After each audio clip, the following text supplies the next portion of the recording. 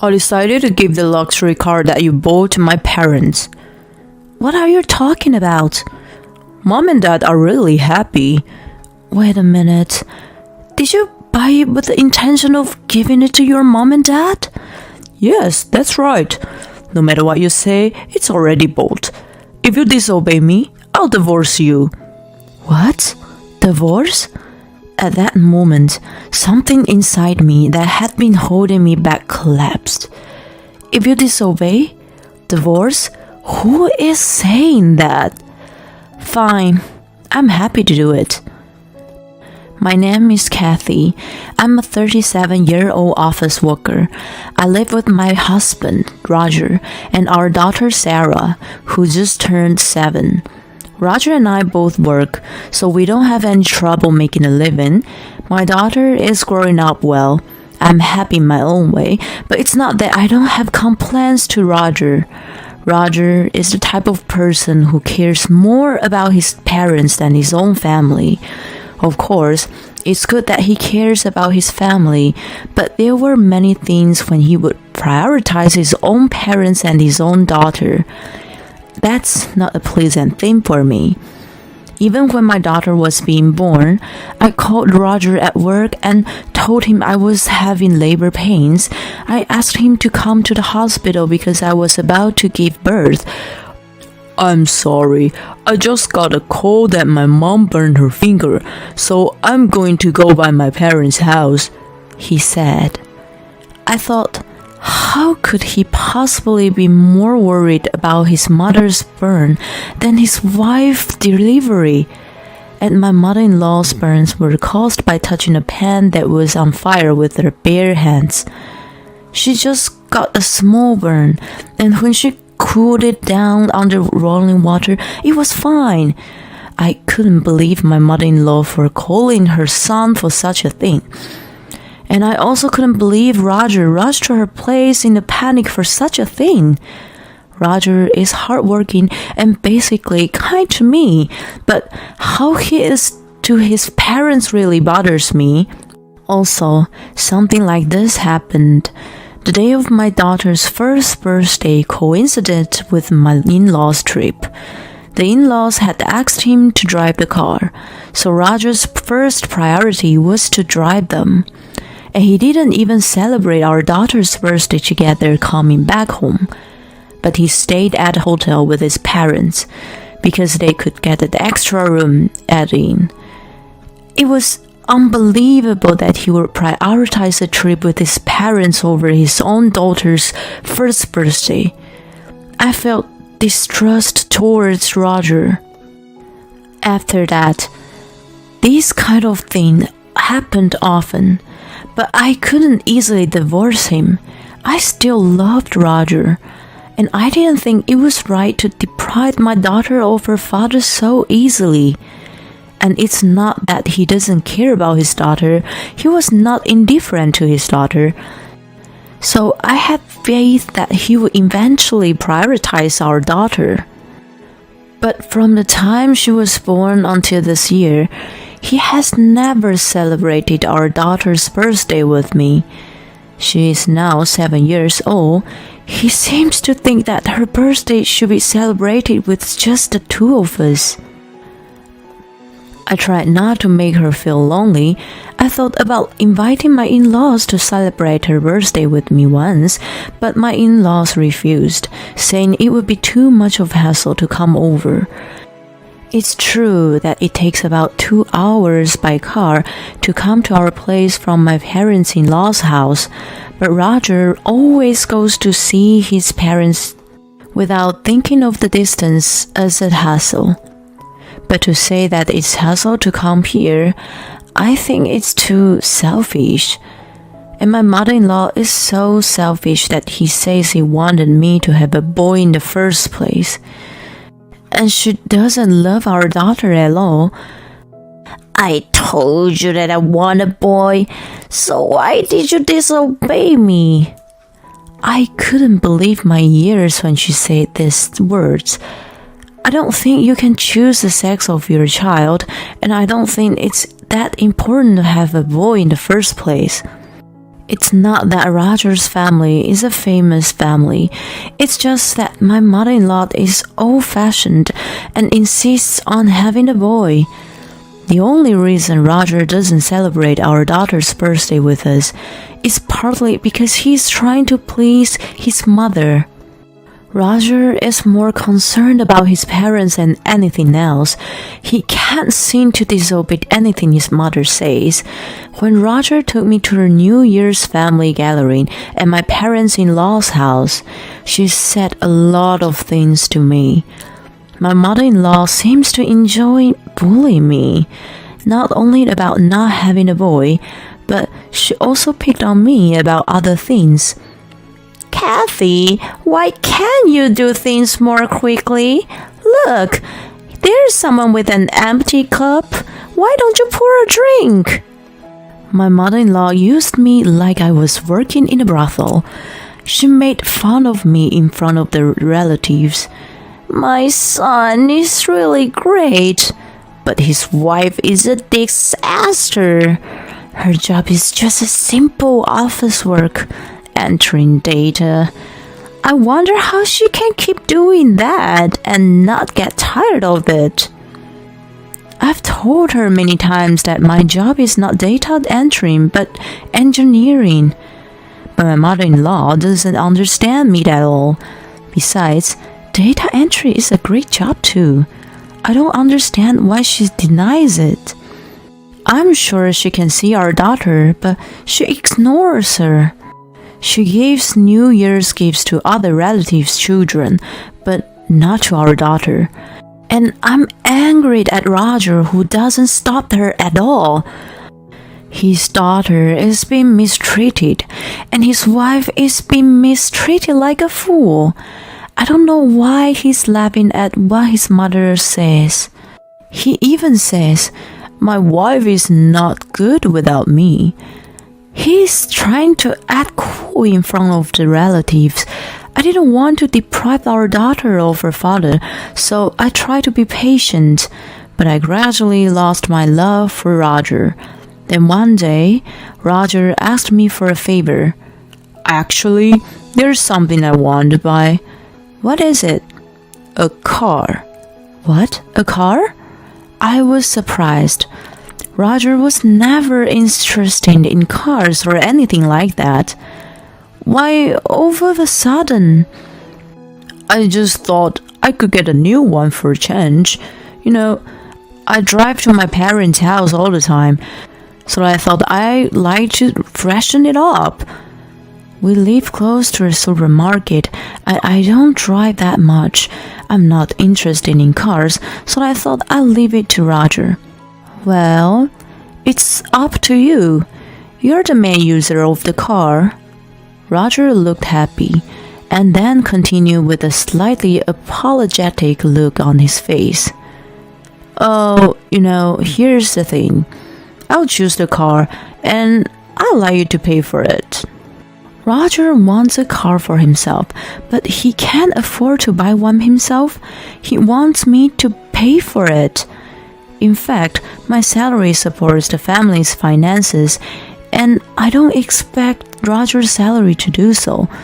When I was on maternity leave, Roger did not contribute his salary to the household, so I immediately resumed work right after giving birth.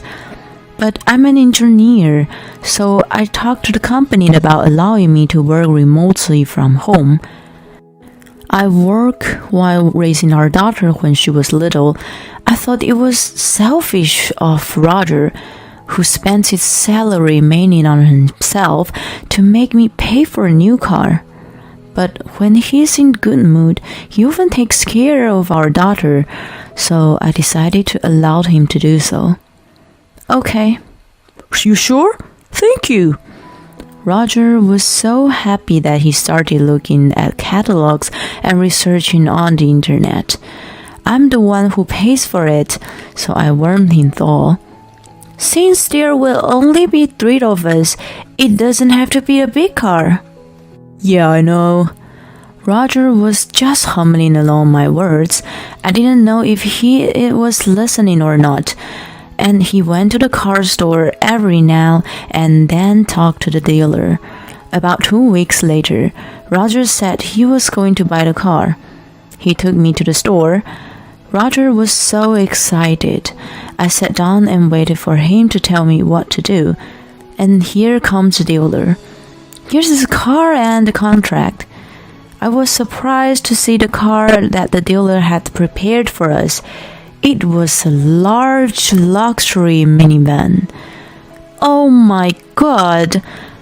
Are we buying this? Oh yeah, it's nice. I'm really excited. Wait a minute. I don't think we need it at all. I mean, for the future, it's better to have something as big as this. Maybe we have another baby. Roger insists it is a good choice, but I was surprised to see that it's not what I imagined the car to be at all. Even if we do have another child, this car is too big for a family of 4. Are we really going to buy this car? I said again and again, and he looked frustrated. Why do you keep saying the same thing over and over? You're making the dealer feel uncomfortable. You're the one who said leave it to me. I did, but... Then what's the problem? It's settled. Roger signed the contract. Then the dealer explained the price. I was surprised to hear the price. I can't pay this one lump sum. You have to get a loan or something. What the heck? Fine, I guess I don't have a choice. Roger insisted on signing the contract in his own name. So we took out a loan. From now on, I would put the money into Roger's account and make the payments on the car loan. We bought the car in this way. Later, the car arrived at our house. Whoa, it's so cool. Roger was so excited when he saw the car. I thought, well, if he's happy with it, why not? Then something unexpected happened. It happened on the weekend. Roger had a car keys, so I asked him if he was going somewhere. Oh, where are you going? To my mom and dad's. All right. He's leaving our daughter behind to visit his parents again. You're going in that car, aren't you? And then Roger happily says something I didn't expect. Yes, that's right. I've decided to give the luxury car you bought to my parents as a present. What are you talking about? Mom and Dad are really happy with it. Of course, I'm going to drive it in every time we go out. Wait a minute. You bought it as a gift for your mom and dad at the first place. Yes, I did. You're kidding, right? You said you wanted it, so I agreed to buy it. That's why. I knew if I told you from the start that I was buying it for my parents, you're never allowed it. Of course not. It's crazy that you would put your own parents first to the extent. No matter what you say, I already bought it. It's in my name, and I get to do it with what I want. If you disobey me, I'll divorce you. Divorce? At that moment, something inside me that had been holding me back collapsed.